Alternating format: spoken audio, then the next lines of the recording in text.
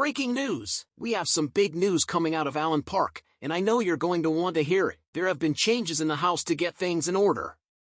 But before we get into the details, be sure to hit that like button so you don't miss any of our exclusive updates. And tell me below, how long have you been a Lions fan? Let me know in the comments. It's official, it's just been confirmed. The Detroit Lions have officially named John Morton as their new offensive coordinator for the 2025 season, replacing Ben Johnson, who took over as head coach of the Chicago Bears. This is a major change for the Lions, considering Johnson's offense led the entire NFL in scoring last year and was second in total yards. But Morton is no stranger to Detroit, and that's just one reason why this hire makes sense. Morton most recently served as the passing game coordinator for Sean Payton's Denver Broncos, but he has deep ties to Lions head coach Dan Campbell. The two worked together during the 2022 season, when Morton was a senior offensive analyst for the Lions.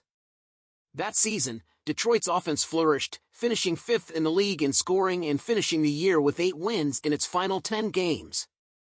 Campbell has always spoken highly of Morton, even crediting him for behind-the-scenes contributions during that turnaround. "What Johnny Morton did for us on offense that year was fundamental," Campbell said in 2022.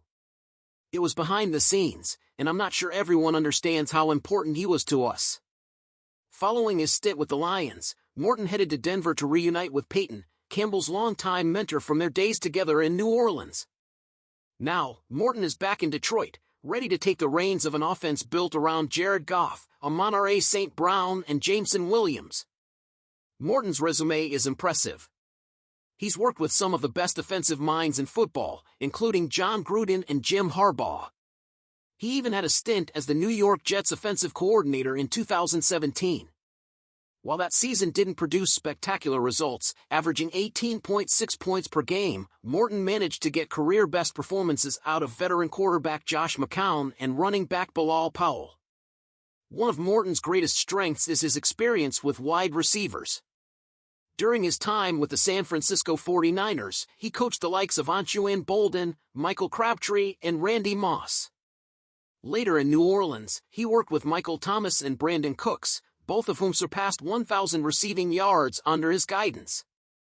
That experience will be critical as he looks to maximize the talents of St. Brown and Williams, two dynamic weapons who can thrive in a well-designed passing attack. But there's more to Morton than just X's and O's. He's a Michigan native from Rochester Hills who played college football at Western Michigan. This return brings a personal touch to his journey as he takes on one of the most important roles on the Lions coaching staff. Campbell's trust in Morton is evident, and it appears that Jared Goff was also involved in the hiring process, which speaks volumes about the collaborative culture within the organization. That kind of input from a quarterback is crucial, especially when the offense is already firing on all cylinders. Now, the big question is how Morton will shape the Lions' offensive scheme going forward. Will we see tweaks to the system that Ben Johnson established? How will Morton leverage Goff's strengths and incorporate creative ways to utilize St. Brown, Williams, and the rest of the offense? One thing is for sure, Morton's experience and knowledge make him a great fit to continue the Lions' offensive dominance. Alright, Lions fans, now I want to hear from you.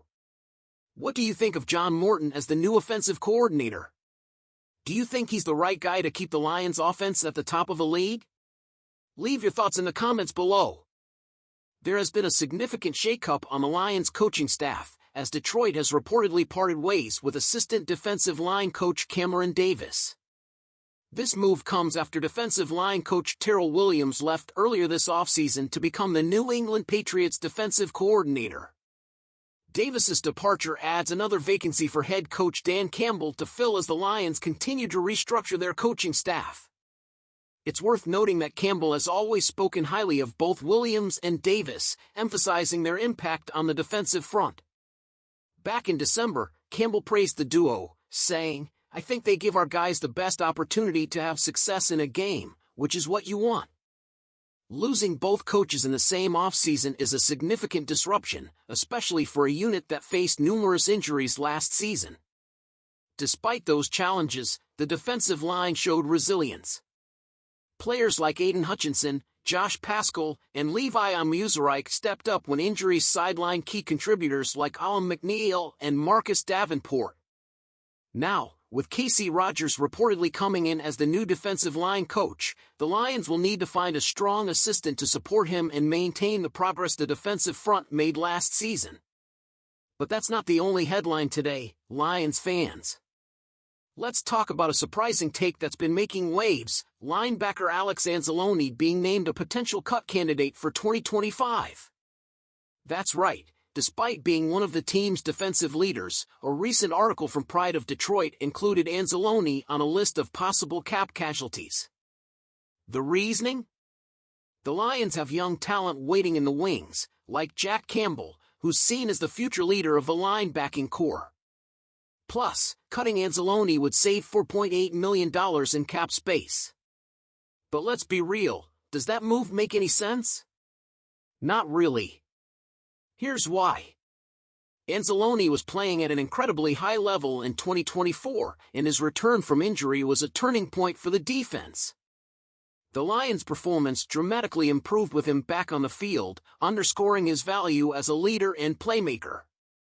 Cutting him would create a massive hole at linebacker, one that the current roster simply can't fill.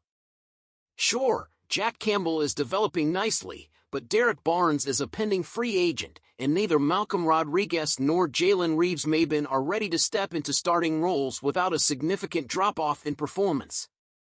Depth is critical, especially on defense, and letting go of Anzalone would be a risky move that could set the unit back. Let's not forget that Anzalone's contract is actually pretty team-friendly. He's set to account for just $7.2 million against the cap in 2025, and cutting him would only save $4.8 million while incurring a $2.4 million dead cap charge. For a player of his caliber and leadership, that's a bargain. As we gear up for the 2025 season, the Lions are in a strong financial position with $43.9 million in effective cap space. There's no desperation to start cutting key players, especially not someone as important as Anzalone.